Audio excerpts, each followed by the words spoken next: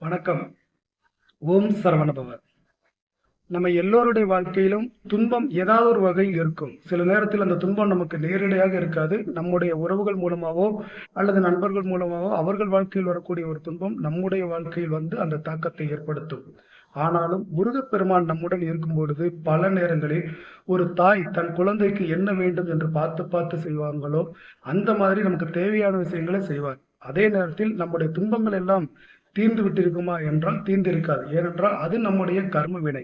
அதை நாம் அனுபவிக்க வேண்டும். ஆனால் அந்த நேரத்தில் முருகப்பெருமான் நம்மோடு இருந்து நமக்கு இதெல்லாம் செய்கின்றார் என்ற ஒரு சக்தியும் தைரியமும் அந்த கர்ம வினையை எதிர்கொள்வதற்கு நமக்கு ஒரு தைரியத்தை கொடுக்கும். என் வாழ்வில் பல நேரங்களில் நான் சாப்பிட வேண்டும் என்று நினைத்த ஏதாவது ஒரு பொருளாக இருக்கட்டும், எனக்கு கிடைக்க வேண்டும் என்று நினைத்த ஒரு பொருளாக இருக்க வேண்டும், ஏதோ ஒரு ரூபத்தில் ஏதோ ஒரு மனிதன் மூலமாக எனக்கு சரியான நேரத்தில் என்னிடத்தில் வந்து சேர்ந்திருக்கின்றது.